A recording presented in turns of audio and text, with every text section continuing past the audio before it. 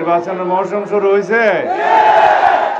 বাংলাদেশের নির্বাচনের মৌসুম শুরু হয়ে গেছে। আপনারা ঘরে ঘরে যে বিএনপির পক্ষে ধানের শীষের পক্ষে সালাম পৌঁছে দিলেন।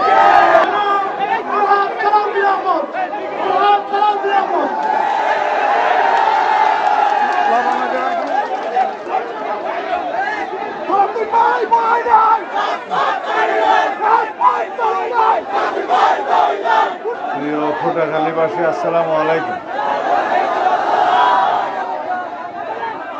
মাগরিবের সময় মহাসড়ক বন্ধ করে কোনো জনসভা করা ঠিক হবে না, পথসভা করা ঠিক হবে না, মানুষের দুর্ভোগ সৃষ্টি করে। এখন মাগরিবের সময় আর রাস্তা বন্ধ করা যাবে না। আমি অন্য সময় আপনাদের সাথে দেখা করতে আসবো, কথা বলবো। এই সময়টা জনসভা করার জন্য উপযুক্ত সময় নয়। এখন মাগরিবের আজান দিবে, বৃষ্টি বাদলের সময়। আপনাদের প্রতি কৃতজ্ঞতা জানাচ্ছি। অনেক কষ্ট করে এই ঝড় বৃষ্টির মধ্যেও আপনারা অপেক্ষা করছেন সেজন্য। ফোটাখালীবাসীর কষ্ট আছে, দুঃখ আছে, লবণের ন্যায্য মূল্য নাই, আমরা জানি। আপনারা আন্দোলন সংগ্রাম করেছেন লবণের ন্যায্য মূল্যের জন্য, তাও জানি।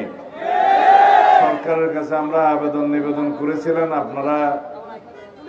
আমরা আবেদন করেছিলাম, আপনারা আপনাদের আবেদন নিয়ে ঢাকায় গিয়েছেন, জেলা প্রশাসনের কাছে দিয়েছেন, সরকারের কেন্দ্রীয় দপ্তরে পৌঁছেছেন, জানি কোনো লাভ হয় নাই। আপনারা অপেক্ষা করুন, ইনশাআল্লাহ সুদিন আসবে। আগে যে সময় বিএনপির সময় আপনারা লবণের ন্যায্য মূল্য পেয়েছিলেন, ইনশাআল্লাহ ভবিষ্যতেও লবণের ন্যায্য মূল্য নিশ্চিত করা হবে। আপনারা ভালো থাকবেন। আরও অন্যান্য যা কিছু সমস্যা আছে পর্যায়ক্রমে ইনশাআল্লাহ আমরা আলাপ আলোচনা করে সেগুলো চিহ্নিত করব এবং সমাধান করা হবে। এখন বাংলাদেশের নির্বাচনের মৌসুম শুরু হয়ে গেছে। নির্বাচনের মৌসুম শুরু হয়েছে। কেউ কেউ বলতেছে নির্বাচন এটা না হলে হবে না, ওইটা না হলে হবে না, এগুলো ভুলে যান। যারা বলছে যে নির্বাচন চায় না এবং নির্বাচনের আগে অনেক রকমের শর্ত দিচ্ছে, তাদের প্রতি নসিহত হইল যে সমস্ত শর্ত এবং যে সমস্ত সমস্যা আপনারা চোখে দেখছেন, এগুলো আলাপ আলোচনা করে ইনশাআল্লাহ গণতন্ত্রের উত্তরণের পক্ষে সহজতর করতে হবে। যে গণতন্ত্রের জন্য আমরা সংগ্রাম করেছি, আমাদের সন্তানেরা শহীদ হয়েছেন, তাদের প্রত্যাশা হচ্ছে গণতন্ত্র প্রতিষ্ঠা করতে হবে, ভোটাধিকার প্রতিষ্ঠা করতে হবে।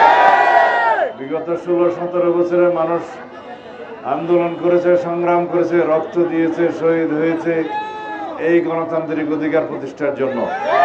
সুতরাং আমাদেরকে সবাইকে ঐক্যবদ্ধ থাকতে হবে এবং আগামীতে যে নির্বাচনের সময়সীমা ঘোষণা হয়েছে তার আগে আপনারা ঘরে ঘরে যেয়ে বিএনপির পক্ষে ধানের শীষের পক্ষে সালাম পৌঁছে দিবেন। খুদা হাফেজ, ভালো থাকবেন। আসসালামু আলাইকুম।